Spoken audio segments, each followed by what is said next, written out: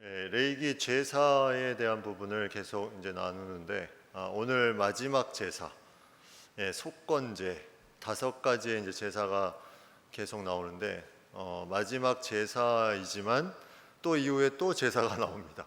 그 제사는 뭐냐면 제사장에 드려야 되는 그 제사, 그거에 대한 부분이 다시 한 바퀴를 다시 돕니다. 번제부터 속건제까지 다시 한 바퀴를 돌게 되는데, 이제 그 제사에 대한 부분을 얘기하다 보면 이러한 제사들이 방법적으로 태우고 또 곡식을 이제 드리고 또 화목제를 드리고 또 죄를 사함을 받고 또 여러 가지 목적을 가지고 이제 방법대로 드리는 것을 보게 되는데, 여기에 중심되는 부분은 하나님 앞에 거룩함입니다. 계속해서 그 영혼이 거룩해지도록 하나님이 이 많은 제사의 법을 만들어서 레위기의 주제가 거룩인 것처럼 거룩함을 위해서 계속 나아갈 수 있도록 하는 거죠.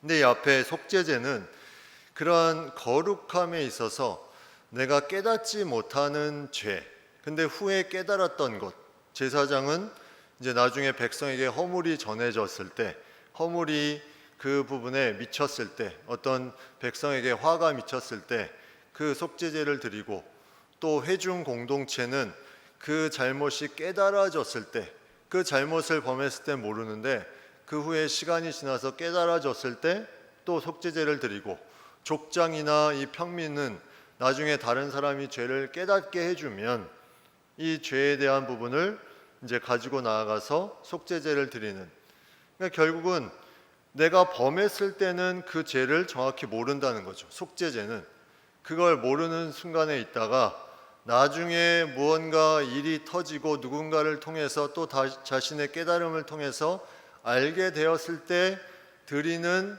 제사가 바로 속죄제입니다. 그래서 속죄제는 고의로 범한 죄는 여기에 해당되지가 않아요. 고의로 범한 죄는 속죄제로 이게 드릴 수가 없습니다. 그래서 고의로 범하는 죄들은 나중에 모든 죄를 사함받는 그런 속죄일, 레위기 16장에 나오는 속죄일에 이 모든 죄를 가지고 대제사장이 지성소까지 들어가서 사해 주는 그런 어떤 대신 속해 주는 그런 부분들이 거기에 이제 나타나게 되는데, 이 속죄에 대한 부분은 그 정도까지는 이 속죄제로 사함을 받을 수가 없다는 겁니다. 오히려 이런 험악한 죄에 대한 부분은 명확하게 뒤에 이제 말씀해 보면 민수기 15장에 보면 더 강하게 법을 이제 만들어 놨는데, 거기에 어떤 말이 있냐면 이 죄를 범하면 그 사람은 끊어질 것이다. 그 죄로 인해서 고의로 범하는 그 죄에 대한 부분은 그 백성 중에서 끊어질 것이다. 이렇게 이제 표현하고 있죠. 그만큼 고의로 범하는 죄와 자신이 몰랐다가 나중에 알게 되는 그런 죄에 대한 부분은 완전히 다른 부분입니다. 그래서 고의로 내가 죄를 범하냐 아니냐, 이게 이제 중요한 하나의 이제 제사에 대한 차이점이죠. 오늘 나오는 이 속건제도 약간 비슷한 부분이 있습니다. 오늘 본문에 보면 부지 중에 이런 말이 계속 나오는데 15절에도 나오죠. 부지 중에 범죄하였으면, 17절에도 부지 중에 범하여도 이렇게 되어 있습니다. 부지 중에, 내가 알지 못하는 중에 범죄하는 부분들, 그러니까 번제가 어떤 예배의 초점에, 거기도 제사함에 있는 부분이지만 이 번제의 초점은 제사함의 어떤 부분을 통해서 예배드림에 초점이 있어요. 근데 속죄제는 이 제사함을 통해서 정결함에 초점이 있습니다. 근데 이 속건제는 이런 제사의 절차에는 그렇게 크게 중요하지 않습니다. 속건제는 절차의 중요성보다 배상하는 것의 중요성을 더 강조하고 있어요. 하나님 앞에 이웃에게 내가 지은 죄에 대해서, 부지 중에 지은 죄가 나중에 깨달아지면 여기에 대해서 배상을 제대로 하는 것에 대한 부분에 초점을 맞추고 있습니다. 그래서 속건제는 자세히 보시면 되게 절차가 거의 찾아볼 수가 없을 정도로 짧게 나옵니다. 속건제는 절차가 무엇일까 할 정도로 거의 절차에 대한 부분이 나오지가 않아요. 그만큼 속건제는 이 예식 절차가 중요한 게 아니라 이 제물의 어떤 정도, 배상액 이런 부분에 초점을 맞추고 이제 드려지는 이 제사가 바로 속건제입니다.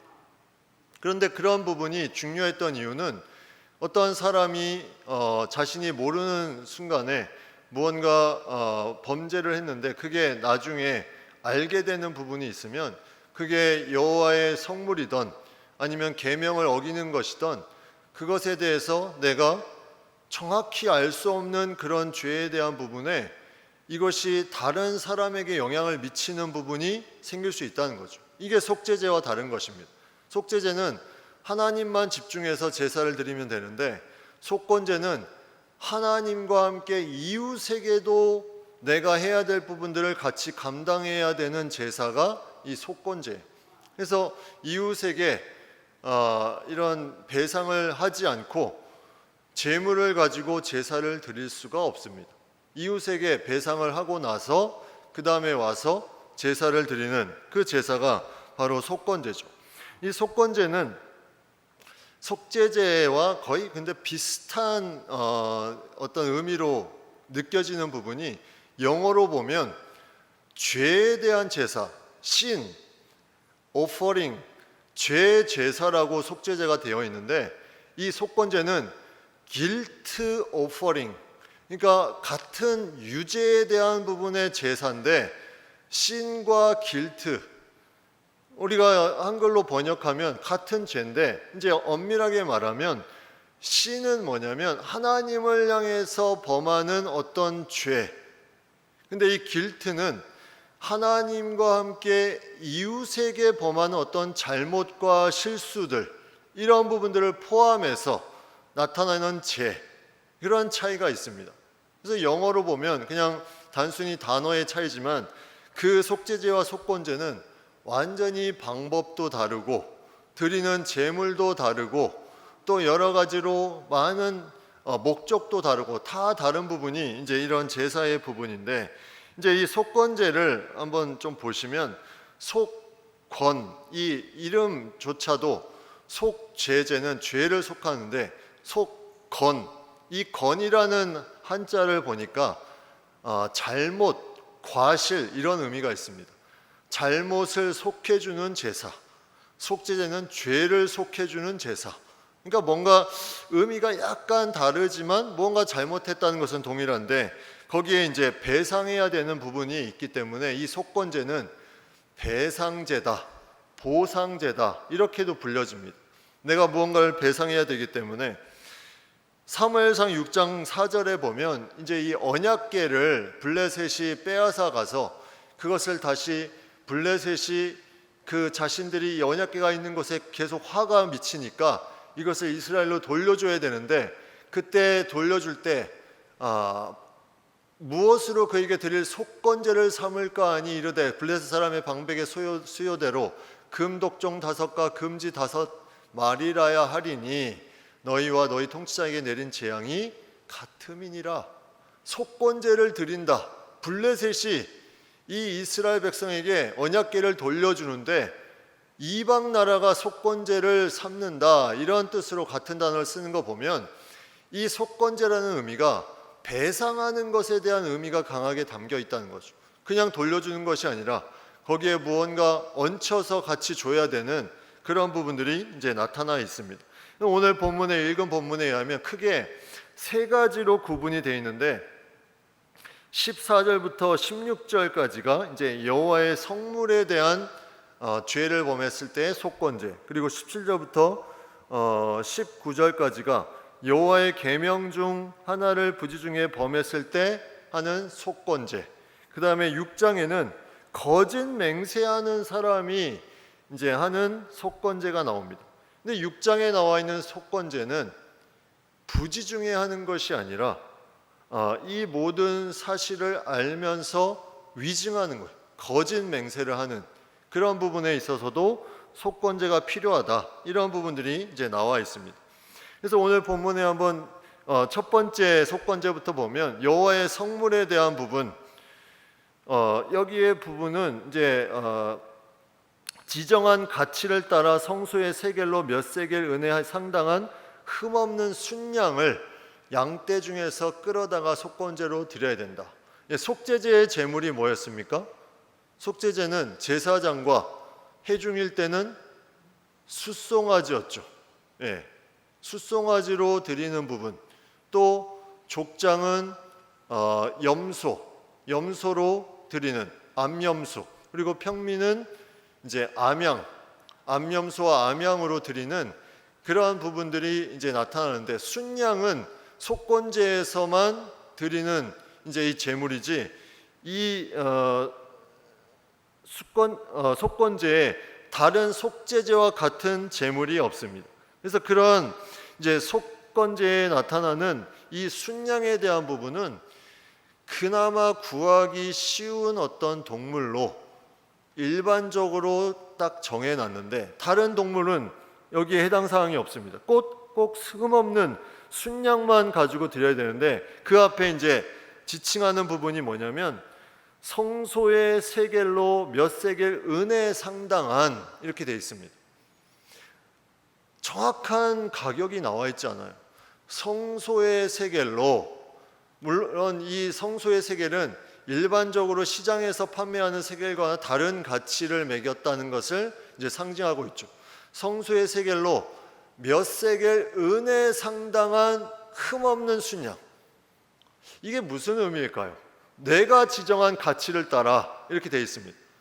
무언가 그 지정한 가치, 배상을 해줘야 되는데 정확하게 그 가치를 딱 정해놓지 않고 그 성소의 세겔대로 정해놓은 그 값에, 그 가치를 따라서 드리게 되는,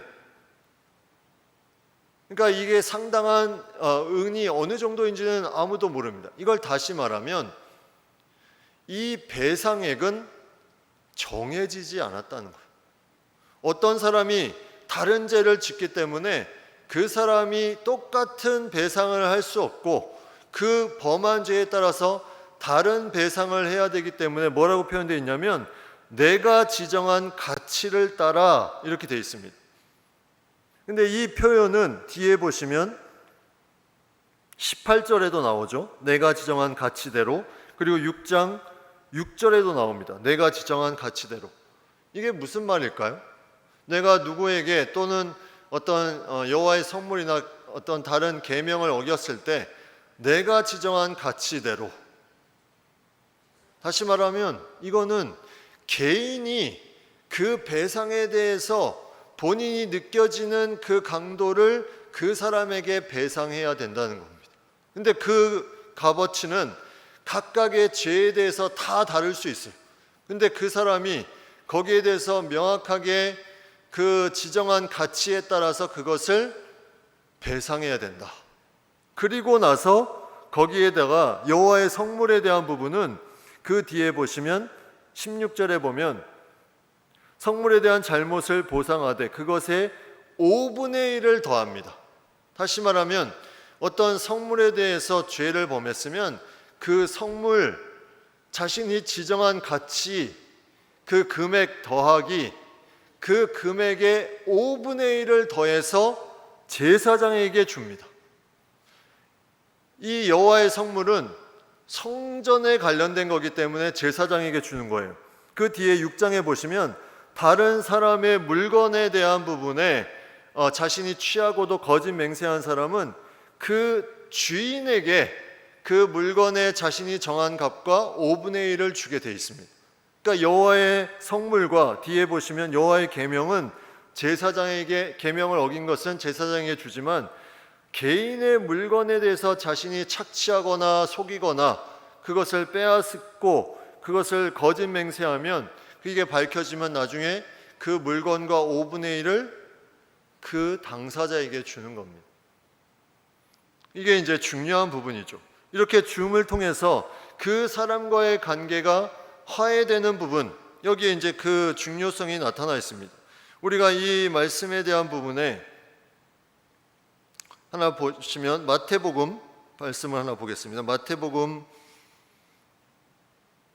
5장 말씀, 마태복음 5장 말씀에 보면 거기에 23절에 보면 그러므로 예물을 제단에 드리려다가 거기서 내 형제에게 원망 들을 만한 일이 있는 것이 생각나거든 예물을 제단 앞에 두고 먼저 가서 형제와 화목하고 구해 와서 예물을 드리라. 이게 속건제의 정신입니다. 누군가에게 화해할 일이 있는데 제사를 드리러 갔는데 그것이 계속 생각납니다. 그러면 제사를 제대로 드릴 수가 없어요. 그 형제가 계속 생각나고 내가 그 형제에게 원망 들을 것들이 계속 생각나기 때문에 그에게 먼저 가서 그것을 원망 들을 것을 먼저 가서 형제와 화목하고 다시 와서 예물을 드려라. 이게 속건제의 정신이에요. 예수님이 말씀하신 이 말씀이 바로 레위기법에 의하면 이 속건제의 중요한 부분을 말씀하고 있습니다. 그처럼 인간과의 관계에서 무언가 시기하고 미워하고 그런 부분들이 생겨나면 그것을 덮어두고 예배를 온전히 드릴 수 없다는 걸 하나님이 잘 아신다는 거죠. 하나님이 이걸 잘 아시기 때문에 너 그렇게 다른 사람의 것에 그런 너가 부지 중에 죄를 범했을지라도 그런 잘못된 부분이 있으면 그것을 가지고 와서 그걸 먼저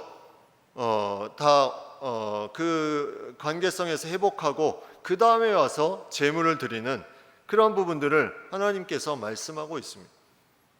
이거는 우리의 신앙에도 중요한 부분이죠. 내가 어떠한 사람과의 미움이 있으면 그 미움을 통해서 예배를 제대로 드릴 수가 없습니다. 계속 그 미움 감정이 생각나고 내가 무언가 원망 들을 만한 일이 생각나면 그런 부분들이 나의 예배를 막습니다. 그런데 그것을 먼저 가서 제대로 배상을 하고 화해하고 그러고 와서 제사를 드려야 된다. 이 부분에 대한 말씀을 오늘 이 속건제를 통해서 우리에게 보여주고 있다는 거죠. 오늘 본문에 이러한 부분들로 이제 이루어지고 그 다음에 이제 쭉 이제 내용이 나오는데 절차가 아까도 얘기했지만 여기는 나오지 않는데 기본적으로 속건제는 절차를 중요시 여기지는 않지만 속죄제의 절차를 많이 따라갑니다. 속죄제의 절차. 그러나 그 절차 가운데 오늘 나타나 있는 부분은 거의 없어요. 속건제의 절차는 거의 나와 있지 않습니다. 그렇다면 죄에 대한 안수하는 부분도 없었을까? 이 부분은 있었겠죠. 왜냐하면 자신의 죄를 동물에 옮겨야 그 피를 통해서 죄사함을 받기 때문에. 그래서 민수기 5장 7절에 보면 이렇게 말씀합니다. 그 지은 죄를 자복하고 그 죄값을 온전히 갚되 5분의 1을 더하여 그가 죄를 지었던 그 사람에게 돌려줄 것이요. 여기에 무슨 말이 있냐면 지은 죄를 자복하고 이런 표현이 있습니다. 지은 죄를 자복한다는 것은 그 죄에 대한 분명한 회개와 사죄함이 있다는 거죠. 그게 이제 돌려주고 그것을 동물에게 안수하고 그것을 통해서 이제 피를 그 번제단에 뿌리는 일을 이제 행했음을 우리가 생각해 볼 수 있습니다. 오늘 본문에 나와 있지 않지만 분명히 그런 죄사함에 죄를 전가시키는 부분은 있었을 것이다. 그리고 그 다음에 이제 나오는 부분이 이제 오늘 본문에는 없지만 이 피를 뿌리는 거죠. 이 뿌리는 것은 어떤 제사나 동물 제사는 다 있기 때문에 피를 뿌리는데 속죄제와 같이 성소 안에 분향단까지 가서 피를 바르거나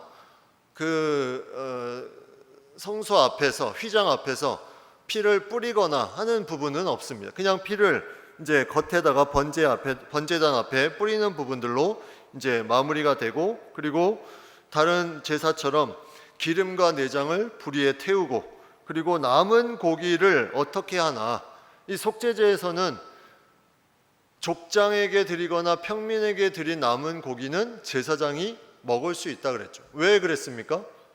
그 족장과 평민의 죄에 대한 부분을 제사장이 같이 함께 책임을 진다는 마음으로 이렇게 먹을 수 있는데 속건제도 동일하게 이 남은 고기를 먹을 수가 있습니다. 레위기 7장에 이제 뒤에 제사장에 대한 이제 속건제 제사에 보면 제사장인 남자는 모두 그것을 먹되 거룩한 곳에서 먹을지니라. 그것은 지극히 거룩하니라. 속죄제와 속건제는 규례가 같으니 그 제물은 속죄하는 제사장에게로 돌아갈 것이요. 네, 똑같이 남은 고기는 제사장에게 돌아간다. 그게 이제 제사장이 먹는 것을 즐기기 위한 것을 채워주려는 것이 아니라 그 백성들의 죄를 같이 책임을 지는 마음으로 이제 이것을 규례로 정해 놓았다는 거죠. 그만큼 이 죄에 대한 부분에 하나님이 한 가지 한 가지 엄밀하게 아주 상세하게 이런 부분들을 다 이제 써놨습니다. 그런 부분들을 통해서 죄에 대한 부분이 하나라도 있으면 그것이 부지중이라도 자신이 인식하지 못했을지라도 나중에 이것을 깨닫게 되면 이것에 대한 죄사함은 반드시 이루어져야 된다. 그냥 나중에 시간이 많이 지났다고 시간이 해결해 주겠지가 아니라는 거죠. 시간이 죄를 해결해 줄 수가 없습니다. 그 죄는 무슨 죄든지 깨달아지는 순간에 다 회개해야 된다. 그것을 얘기하고 있다는 거죠. 그런 어떤 이제 여호와의 성물에 대한 죄, 이런 죄들이 이제 나타나는데 여기 여호와의 성물에 대한 부지 중에 범죄하였다, 이런 범죄에 대한 단어가 그냥 단순히 아주 작은 범죄를 말하는 것이 아닙니다. 이 범죄는 아주 중요한 범죄로 다른 성경에 보면 이방신을 숭배한 죄에 쓰이는 단어이고 또 간음죄와 외국인과 혼인한 죄에 대해서 쓰이는 단어입니다. 그리고 성별된 전리품을 도둑질한 아간의 범죄, 이 여리고와의 싸움 후에 그 전리품을 다 태워버리라 했는데 그걸 취한 아간의 범죄, 그리고 뒤에 이제 왕정 시대에 우시야가 자신이 성소 안에 들어가서 제사장이 아님에도 분향을 했던 그런 교만의 죄, 이런 죄에 쓰이는 단어이기 때문에 여호와의 성물에 대한 그 부지중의 범죄가 그냥 작은 죄이겠지 하는 생각이 아니라 이것이 엄청난 죄라는 거죠. 그러나 하나님은 이 죄에 대해서 순양을 통해서 네가 지정한 가치를 따라 너 그 성물을 부지중에 범죄했냐? 그럼 네가 한번 그 죄값을 정해봐. 그리고 거기에 5분의 1을 더해서 거기에 대해서 배상하고 그 다음에 순양을 가져와서 나에게 제사해. 이렇게 말씀하고 있다는 거죠. 그렇기 때문에 이러한 지정한 가치에 대한 부분, 자신의 죄에 대한 부분이 자신이 깨달을 수 있는 마음을 인간 속에 주셨음을 알 수가 있습니다. 인간 안에 내가 지은 죄가 어느 정도 영향력이 있는지 우리는 외면하거나 무시할 수 없다는 거죠. 그 사람이 알 수 있다는 겁니다. 네가 지정한 그 죄의 가치를 너는 알 수 있어. 그러니까 네가 정한 그 값만큼 너는 죄사함을 위해서 이것을 배상해야 되고 그 다음에 나에게 와서 이 순양을 드리라고 말하는 겁니다. 이게 얼마나 인간에게 주는 하나님의 그런 어떤 죄에 대한 모든 걸 다 정해놓지 않고 그 인간이 그 죄를 깨달을 수 있는 마음을 주셨는지를 우리가 알 수 있는 그런 부분이죠. 그런 부지중의 죄에 대해서 이제 이 부분의 죄사함에 대한 부분을 이제 나타내는데, 부지중이라는 것이 무엇일까? 이게 이제 또 하나의 이제 물음표죠. 과연 부지중이라는 것이 어떤 상황을 말하는 것일까? 내가 어떤 부지중에 여호와의 성물을 먹는다? 이게 이제 22장 14절에 이런 표현이 있는데 22장 14절 거기에 어떻게 말씀하고 있냐면, 만일 누가 부지중에 성물을 먹으면 그 성물에 그것의 5분의 1을 더하여 제사장에게 줄 것이다. 부지중에 범죄했다는 것이 몇 가지가 있을 수 있어요. 부지중에 어떤 여호와의 성물에 대해서 훼손했거나 또는 이 22장 14절처럼 먹었거나 이런 일들이 있으면 자신이 정한 가치에 따라서 배상하고 5분의 1을 더해서 제사장에게 주고 그 다음에 순양으로 제사를 드리라고 그랬는데, 부지중은, 여기서 말하는 부지중은 자신이 알 수 없는 그런 부분으로 넘어가고 나중에 그것이 어떤 손상이 되었다는 것을 알게 되었을 때, 내가 그때 그 자리에 있었는데, 내가 그때 그것을 먹었는데 하면서 깨닫게 되는 순간 이것을 드리라는 거죠. 여기에는 성물의 손해 더하기 거기에 20% 5분의 1을 더해서 여기에 배상을 해야 되는데, 이제 이러한 부분에 그 밑에 또 하나의 부분이 나오는데, 여호와의 계명 중 하나를 부주 중에 어겼을 때는 이 부분은 또 좀 다릅니다. 여기 보십시오. 여호와의 계명 중 하나를 부주 중에 범하여도 허물이라 벌을 당할 것이니, 과연 여호와의 계명 중 하나를 부주 중에 범하는 것이 무엇일까? 여기서 여호와의 계명 중 범하는 것은 율법을 모르는 상태에서 죄를 범하는 것을 말하는 것이 아닙니다. 율법을 모르니까 죄를 범하는 것이, 이 죄가 무엇인지 깨달을 수 없는 그때를 말하는 것이 아니에요. 로마서 5장 13절에 보면 죄가 율법 있기 전에도 세상에 있었으나 율법이 없었을 때에는 죄를 죄로 여기지 아니하였느니라. 율법을 모르는 그 상태에서는 죄가 죄인지 모르기 때문에 여기에 대한 부분에 제물을 드릴 이유가 없습니다. 그런데 중요한 건 여호와의 계명 중 하나를 어긴다는 것은 이 앞에 여호와의 성물과 관련이 되어 있습니다. 여호와의 성물에 관련된 부분에, 예를 들어서 이 성물의 어떤 부분에 죄를 범한 것이 아니라 그 절차와 어떤 규례상에 자신이 부지 중에 하나를 빼먹었거나 잘못했거나 제대로 지키지 않았을 때, 여호와의 성물에 그 드리는 모든 제사 가운데 이러한 부분들을 제대로 지키지 않았을 때, 그때는 자기가 부지 중에 잘 몰랐는데 나중에 그것이 깨달아지게 됩니다. 그러면 그것을 가지고 이제 제사를, 이 속건제를 드려야 된다는 거죠. 근데 여기에 중요한 부분이 있어요. 여기에 중요한 차이가 뭐냐면, 이 여호와의 계명 중 하나를 부지 중에 어길 때는 뭐가 없습니까? 5분의 1을 더하는 내용이 없습니다. 5분의 1을 더하는 내용이 없어요. 왜 그럴까요? 위에 여호와의 성물은 분명히 5분의 1을 더해서 드려야 되는데, 바쳐야 되는데, 배상해야 되는데, 여호와의 계명 중 하나를 어기는 것은 5분의 1을 더하라는 그런 말이 없고, 그냥 지정한 가치대로 양떼 중 흠없는 순양을 속건제물로 제사장에게 가져갈 것이요, 이렇게만 표현되어 있습니다. 이 여호와의 계명을 어기는 것은 이 제물, 여호와의 성물을 어기는 것보다 더 애매한 죄입니다. 왜냐하면 여호와의 성물은 명확하게 드러나죠.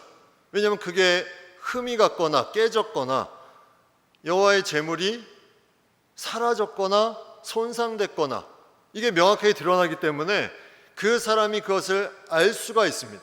그런데 이 여호와의 계명, 이 성물에 관련된 무슨 절차나 규정이나 이런 걸 어긴 것은 명확하게 알 수가 없는데 의심이 되는 거예요. 내가 그때 그거를 어겼던 것 같다. 약간 애매한 부분이에요. 근데 이 애매한 부분도 너의 마음속에 걸림돌이 되면 안 되기 때문에 그 애매한 부분까지도 속건제를 드려야 된다는 거예요. 그런데 애매한 부분에 5분의 1까지 더하라면 억울하겠죠. 하나님은 그 마음을 아시기 때문에 이 애매한 부분은 그냥 네가 속건제로 너의 그러한 민감한 양심, 그러니까 지금은 적용해 보면 이런 거예요. 저 사람이 상처를 받았는데 나 때문에 받은 상처인가, 저 사람 때문에, 다른 사람 때문에 받은 상처인가? 한 사람이 교회를 떠나게 되었는데 저 사람이 환경 때문에 떠난 것인가, 내가 뭔가 말을 잘못해서 떠난 것인가? 자녀가 이상한 길로 갔는데 저 자녀가 나 때문에 그런 것인가, 부모로서 나 때문에 그런 것인가, 아니면 다른 친구 때문에 그런 것인가? 애매한 부분이 있습니다. 근데 자꾸 양심에 꺼리낌이 돼요. 그 애매한 것이. 그것조차도 속건제를 드려야 된다는 것입니다. 왜? 하나님이 그 양심에 거리낌이 되는 것은 예배할 때 방해가 되기 때문에 그것조차도 죄 사함을 통해서 너의 양심에 자유함을 주시겠다는 거예요. 이거는 은혜입니다. 이 속건제는 놀라운 은혜입니다. 그래서 이 부지 중에 범한 것까지도 내가 죄를 사해야 되나, 내가 속건제를 드려야 되나, 이게 아니라 하나님이 그 양심의 기스난 부분을 아시기 때문에 너 자꾸 거기에 마음 두지 마.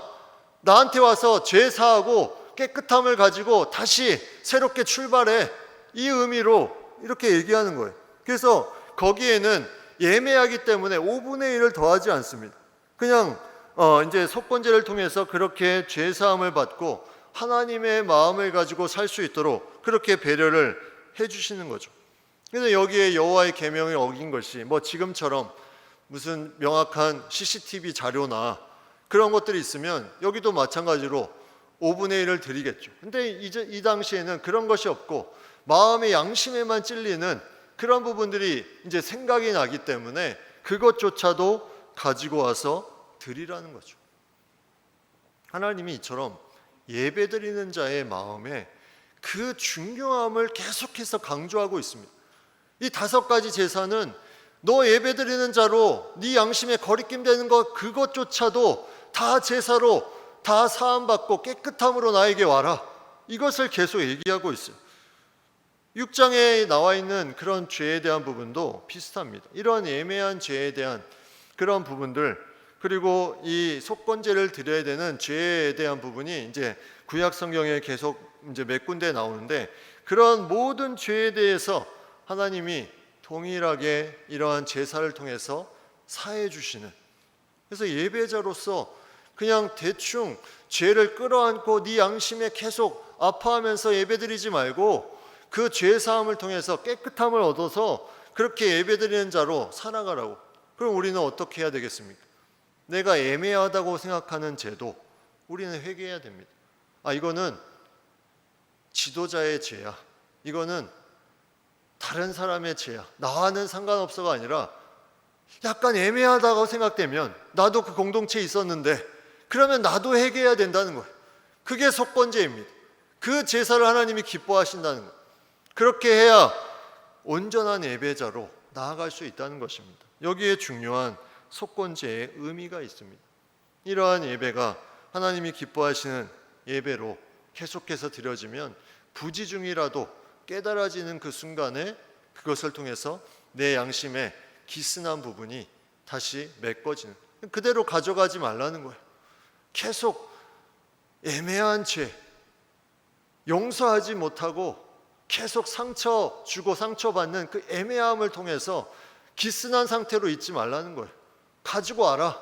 다 가지고 와라. 부지 중에 지었던 죄들까지도, 그것을 말씀하는 그 내용을 통해서 하나님의 은혜를 우리는 생각해 볼 수 있습니다.